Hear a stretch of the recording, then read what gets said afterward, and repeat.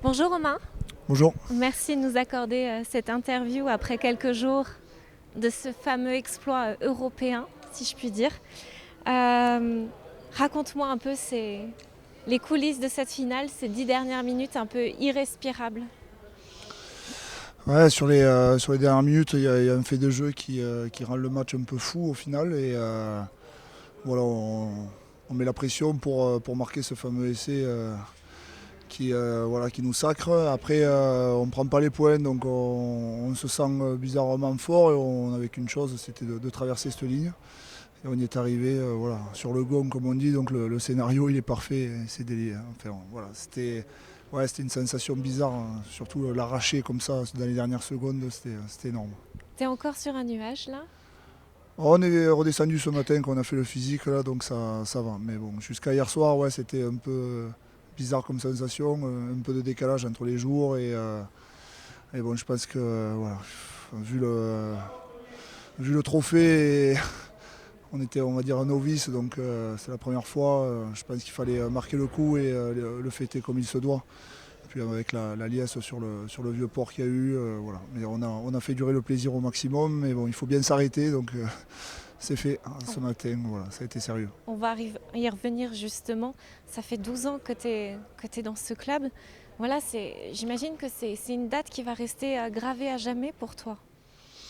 Ouais, mais c'est l'objectif, quoi. C'est atteindre l'objectif, comme toute personne dans la vie, on va dire, normale. Je pense que quand je suis arrivé ici, jamais je pensais pouvoir être champion. Même déjà champion de France, je me disais, wow, on regardait, on était en Pro D2.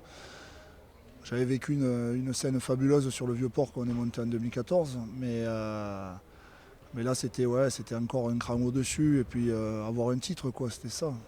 Moi, c'était vraiment c'était une course contre la montre pour moi, personnellement. Pour le club, je n'étais pas inquiet parce que honnêtement, chaque année, le club progresse, il se structure, l'évolution du club. Enfin, moi, j'ai fait 12 ans, c'est fabuleux. D'autres, enfin, parlez-en au président, ça fait 30 ans qu'il est en place. Je pense que ouais, l'évolution, elle est énorme. À contresens de certains clubs où c'est que c'est l'inverse. Donc c'est ça qui est fabuleux. Tout est bien organisé, bien ciblé pour la progression, pour les jeunes. Vous l'avez vu tout à l'heure quand on est arrivé, il y avait encore une trentaine de jeunes qui s'entraînaient. Et quand je les ai vus, je me disais, ouais, dans quelques années, c'est certainement C'est eux la qui relève. souleveront. Bien sûr, mais il y a un vivier qui est extraordinaire, mais autant dans le public, dans les joueurs et même les partenaires. Les partenaires, il y a un soutien qui est fabuleux. Donc ouais, perso pour moi, course contre la montre, vraiment. Je suis sur la fin, donc je voulais à tout prix toucher quelque chose dans ma carrière et rendre fier mes proches. Ça c'est pour le côté personnel. Et ouais, comme j'ai dit à mon fils à la fin du match, je dis papa, maintenant c'est un vrai champion. Et voilà, j'ai vu dans ses yeux qui c'était bizarre, il ne me regardait pas pareil. Donc c'était fabuleux, ouais. J'étais On vous très sent content. ému tout de même, hein. Ouais, mais ça représente beaucoup d'efforts et des sacrifices, comme tous les mecs, hein, et y compris le staff. C'est des métiers qui sont. Enfin, c'est un métier qui est fabuleux, mais il demande des sacrifices pour la famille, voilà, y compris ma femme qui est mon premier point d'ancrage là-dedans et qui me donne tout pour que je sois bon sur le terrain. Honnêtement, c'est fabuleux. Même pour la fête, elle me poussait à repartir quand j'avais un coup de mou, donc c'était Ça, fabuleux. c'est un bon conseil qu'elle Ah t'a ouais, ouais, donné. non, mais non, franchement, je suis chanceux là-dessus, honnêtement, je suis très bien entouré et c'est super important. Et justement, ce trophée, voilà, cette première étoile européenne, c'est un accomplissement, comme tu le disais, pour toi, ou c'est juste une étape, puisqu'il te reste un an au Stade Rochelet? Est-ce que c'est juste une étape pour faire peut-être un peu plus, te dépasser un peu plus, pour terminer ta carrière? Mais déjà, la saison n'est pas finie, ça c'est clair. Donc, avant de rêver à la Coupe d'Europe, je pense qu'on pensait au bouclier. Donc, je fais la parenthèse à 2017, on pensait être bien placé pour y arriver. Et, justement, on était tombé au stade Vélodrome contre l'équipe de Toulon et ça avait été un échec très dur. Puis après, il y a eu les épreuves voilà, où c'est qu'on a la plus mauvaise place, où on regarde les équipes soulever le trophée et c'est tout simplement affreux. Franchement, c'est horrible.